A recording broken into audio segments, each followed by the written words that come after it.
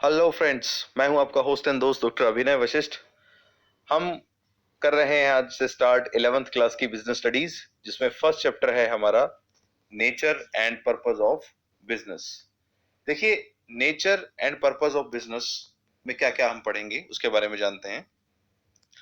Concept and characteristics of business, business क्या है उसका कंसेप्ट समझेंगे और साथ साथ ये देखेंगे कि उसके कैरेक्टरिस्टिक्स, उसके फीचर्स क्या है, बिजनेस की क्या विशेषताएं हैं, वो सब हम इसमें जानेंगे।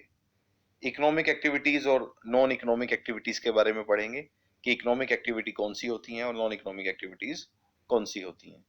कुछ और टर्म्स के बारे में पढ़ेंगे, प्रोफेशन, एम्प्लॉयमेंट, तीनों में डिफरेंसेस, बिजनेस, प्रोफेशन और एम्प्लॉयमेंट में क्या डिफरेंस है, वो सब चीजें। और आगे चलते जाएंगे, ऑब्जेक्टिव ऑफ बिजनेस, बिजनेस का क्या रोल है प्रॉफिट का बिजनेस में, and classification of business activities, अलग अलग बिजनेस एक्टिविटीज कौन सी होती हैं। ठीक है, चलिए स्टार्ट करते हैं। ये चैप्टर 1 है हमारा बिजनेस स्टडीज का। देखिए, ह्यूमन एक्टिविटीज, इंसान के द्वारा की गई कोई भी एक्टिविटी, उसे हम क्या कहेंगे? Human activities. ठीक है, ये दो टाइप की होती है। Number 1 is economic activities and number 2 is non economic activities. दोनों में फर्क समझिए। इकोनॉमिक एक्टिविटीज क्या है? वो सभी एक्टिविटीज जो हमें पैसा कमाने में मदद करती है, ठीक है, जिसमें पैसे की लेन देन होती है, जिसका मकसद प्रॉफिट अर्निंग है, वो क्या है? हमारी इकोनॉमिक एक्टिविटीज। इकोनॉमिक एक्टिविटीज में दे रखा है आपको business, profession and employment. Business, profession and employment. और नॉन इकोनॉमिक एक्टिविटी जैसे कोई रिलीजियस एक्टिविटीज हैं, धार्मिक जो गतिविधियां हैं, या सोशल एक्टिविटीज जो सामाजिक गतिविधियां हैं, पेरेंटल हैं, पेट्रियोटिक हैं, देशभक्ति से रिलेटेड हैं, वो सब एक्टिविटीज जिसमें प्रॉफिट इन्वॉल्व नहीं है, वो सारी हमारी क्या है? Non economic activity. क्लियर? अब बात करते हैं बिजनेस की कि बिजनेस क्या है। ठीक है, business pervades all human activities directed towards earning profits और इकोनॉमिक गेन्स। बिजनेस का क्या मतलब है? क्या है बिजनेस? वो सभी एक्टिविटीज जो हमें पैसा कमाने में मदद करती हैं, प्रॉफिट्स की ओर लेके जाती हैं, इकोनॉमिक गेन्स की तरफ लेके जाती हैं, वो क्या है? बिजनेस। जैसे इंडस्ट्री है जहां पर प्रोडक्शन का काम होता है, ट्रेड है जहां सेल परचेज का काम होता है, बैंकिंग है, ट्रांसपोर्ट है, एक जगह से दूसरी जगह पे हम किसी चीज को ट्रांसफर करते हैं, है ना, गुड्स को ट्रांसपोर्ट करते हैं, इंश्योरेंस है, वेयर हाउसिंग यानी कि जो गोडाउन्स होते हैं, एडवर्टाइजिंग है, ये सभी आज की डेट के जो मॉडर्न बिजनेस के इंटीग्रल पार्ट हैं। क्लियर? अब हम डेफिनेशन पढ़ते हैं बिजनेस की। Business refers to all those activities which are concerned with the production and or purchase and sale of goods or services with the purpose of selling them at profit। Business क्या है? वो सभी activities जो कि production से related है, किसी भी गुड्स को हम बनाते हैं, कोई भी सामान हम बनाते हैं, साथ ही साथ उसकी सेल परचेज करते हैं या कोई सर्विस प्रोवाइड करते हैं। ठीक है, किस मकसद से उसे हम बेचते हैं? उन सभी गुड्स को या सर्विसेज को प्रोवाइड करते हैं, मेन मकसद क्या होता है हमारा? प्रॉफिट, प्रॉफिट कमाना। ठीक है, किसी को भी हम कुछ गुड्स बेचेंगे या कोई सर्विस प्रोवाइड करेंगे तो उसका क्या मकसद होगा? प्रॉफिट कमाना, प्रॉफिट अर्न करना। ठीक है, पहली क्या बात आई इसमें? देखिए, business involves production and exchange of goods. कोई भी सामान बनाते हैं, कोई फैक्ट्रीज हैं, ठीक है, जैसे मोबाइल फोन्स बनाते हैं, लैपटॉप्स बनाते हैं, गाड़ियां बनाते हैं, वो प्रोडक्शन है। फिर एक्सचेंज ऑफ गुड्स यानी कि सेल परचेज करना उसकी। फिर आता है it's main aim is to earn profit. इसका मेन एम क्या है? प्रॉफिट अर्न करना।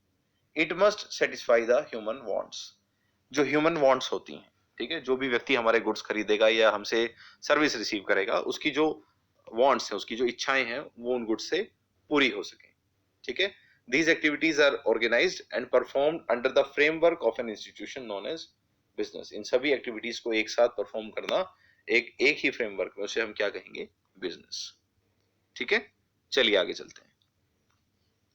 In earlier times business was a simple affair. पुराने टाइम में बिजनेस एक सिंपल अफेयर था। It was only A means of carrying a living और acquiring wealth. ठीक है, वो सिर्फ जिंदा रहने के लिए, लिविंग के लिए जरूरी था, सिर्फ वेल्थ एक्वायर करने के लिए जरूरी था, पूंजी जोड़ने के लिए। लेकिन today the range of business activities has widened.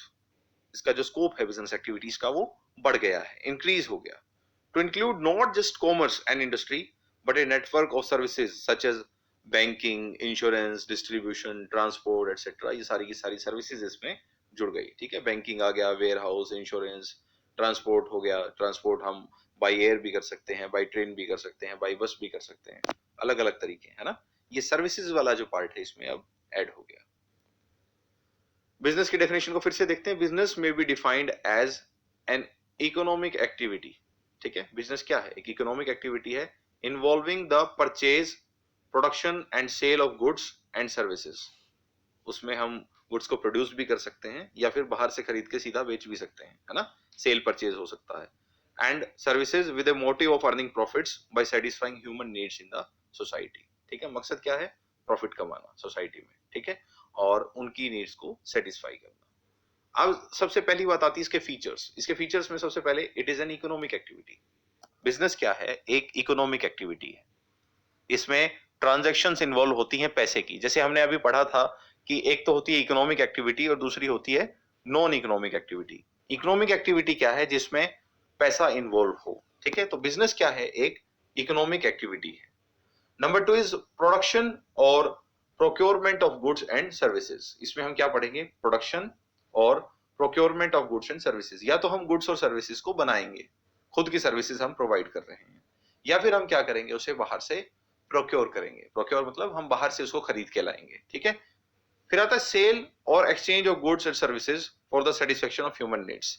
जो भी व्यक्ति हमसे गुड्स परचेज करेगा, जिसे हम सेल करेंगे, ठीक है, उसकी नीड्स को पूरा करना, उसकी नीड्स को सेटिस्फाई करना बिजनेस का एक मकसद है। तो हम सेल और एक्सचेंज क्यों करेंगे गुड्स और सर्विसेज का? For the satisfaction of human needs. Clear? Next point आता है dealing it goods and services on a regular basis. जो गुड्स और सर्विसेज हैं हम उसे रेगुलर बेसिस पे करेंगे। ठीक है, रेगुलर बेसिस पे उसे डील करना जरूरी है। फॉर एग्जांपल मान लीजिए मेरी फर्नीचर की शॉप है, तो उस केस में क्या है? मेरे लिए गुड्स एंड सर्विसेज क्या है? जो फर्नीचर है। ठीक है, अगर मेरी दुकान में पुराने न्यूज़पेपर्स पड़े हैं, मैं उन्हें बेच रहा हूं, ठीक है, तो सेल ऑफ ओल्ड न्यूज़पेपर्स उसे हम बिजनेस की एक्टिविटी कंसीडर नहीं कर सकते। वो गुड्स एंड सर्विसेज वही होने चाहिए जो रेगुलर बेसिस में हम खरीदते या बेचते हैं। ठीक है, इलेक्ट्रॉनिक्स का सामान है तो इलेक्ट्रॉनिक्स के सामान को ही हम खरीद बेच सकते हैं। ठीक है, किताबों की दुकान है तो किताबों की दुकान में क्या होगा? किताबों की ही गुड्स एक्सचेंज होगी, है ना। सेल परचेज जो हम करेंगे वो सिर्फ बुक्स का करेंगे उसमें। ठीक है, उसमें ये नहीं होगा कि कोई पुराना पंखा आपकी दुकान में था जो काम का नहीं था, आपने उसे बेच दिया, वो इसमें कवर नहीं होगा। Dealing in goods and services on a regular basis. Next one is it's main motive is profit earning. इसका उद्देश्य क्या है? पैसा कमाना। Uncertainty of return. Uncertainty of return means अनिश्चितता। रिटर्न, आपने जो पैसा लगाया है वो कितना रिटर्न मिलेगा उसके ऊपर। ठीक है, इसे बोलते हैं अनसर्टेनिटी ऑफ रिटर्न। आपको पता नहीं है। देखिए, रिस्क होता है बिजनेस में, बहुत ज्यादा रिस्क होता है, लेकिन रिस्क लेने से ही प्रॉफिट होता है ना।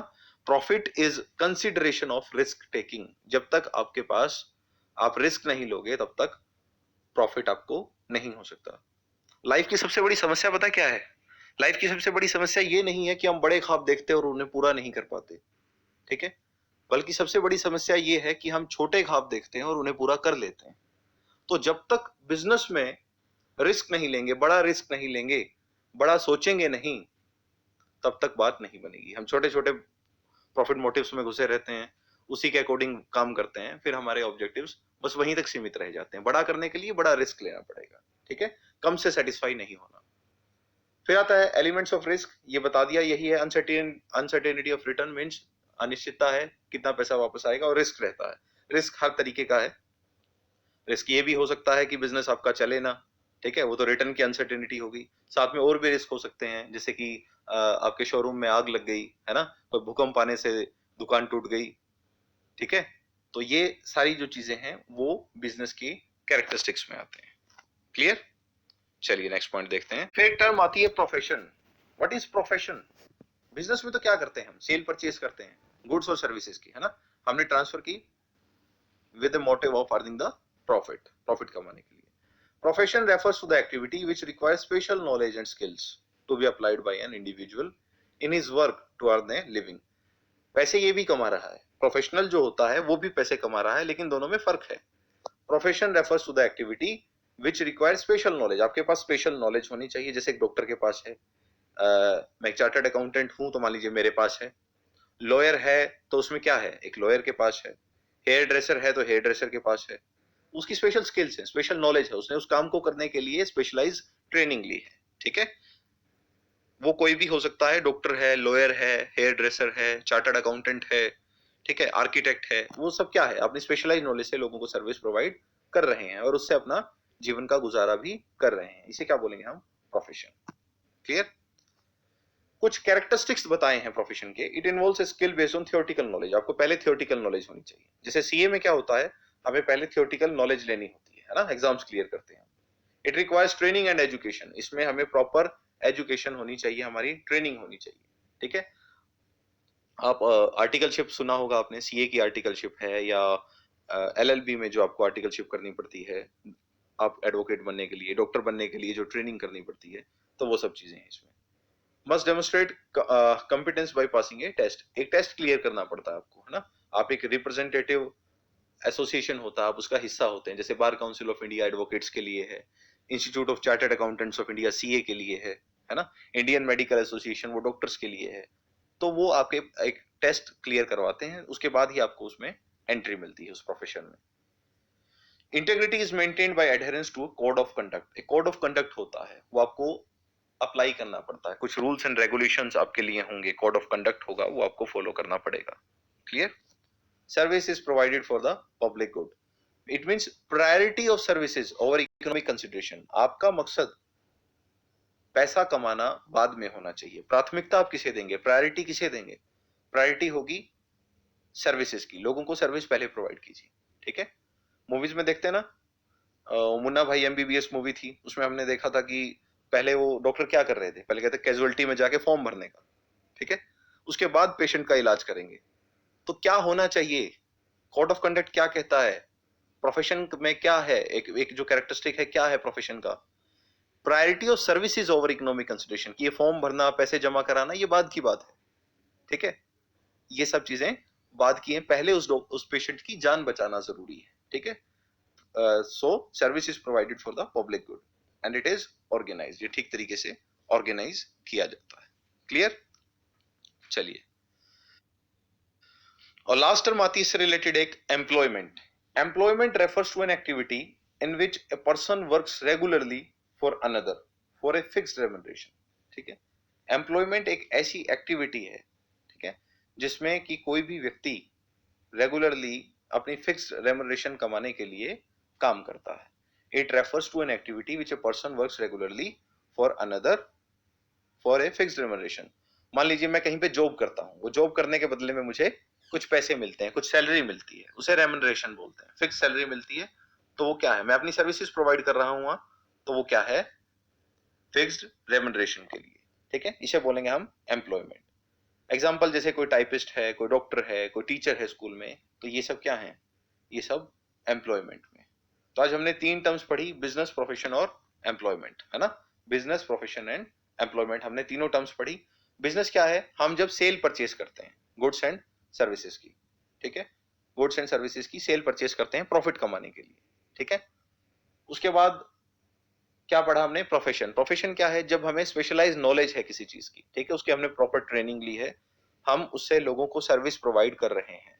ठीक है, उससे हमारी जो हमारा जीवन यापन हम उसे कर रहे हैं।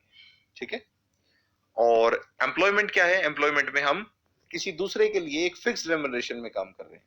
ठीक है, जैसे एक डॉक्टर अगर खुद का हॉस्पिटल अलग से करता है, ठीक है, उसने अपना प्राइवेट हॉस्पिटल है, डॉक्टर ने खुद खोला हुआ है, कोई क्लिनिक है, तो वो तो क्या है, वो किस चीज का पार्ट है, ध्यान से समझिए इस चीज को, वो प्रोफेशन है उसका। ठीक है, कोई सीए है, कोई एडवोकेट है, अगर वो खुद का अपना ऑफिस चलाता है, खुद की अपनी फर्म खोली है उसने, तो वो क्या है, उसका प्रोफेशन है। लेकिन वही काम वो किसी और के लिए कर रहा है, वो क्या है, एम्प्लॉयमेंट उसकी। ठीक है, जैसे डॉक्टर किसी गवर्नमेंट हॉस्पिटल में जॉब कर रहा है, तो वो एम्प्लॉयमेंट में है। अगर उसका खुद का क्लिनिक है तो वो क्या है, वो प्रोफेशन में है। ठीक है, अगर वो चीजों की खरीद बेच कर रहा है तो क्या है, वो बिजनेसमैन है। अगर मैं किताबों की खरीद बेच करता हूं तो मैं क्या हूं, मैं एक बिजनेसमैन हूं। अगर मैं कहीं जॉब करके अगर पढ़ा रहा हूं किसी स्कूल कॉलेज में, तो वो क्या है, वो एम्प्लॉयमेंट है। ठीक है, और प्रोफेशनली अगर मान लीजिए मैं खुद का सेटअप करता हूं कोई सिस्टम और वो अपनी सर्विसेज प्रोवाइड कर रहा हूं, जैसे ऑनलाइन सर्विसेज प्रोवाइड कर रहा हूं, तो ये क्या है, ये प्रोफेशन है। क्लियर? तो इस चैप्टर में आगे का हम नेक्स्ट पार्ट में करेंगे। कमेंट्स कर सकते हैं आप, डाउट्स। Thank you.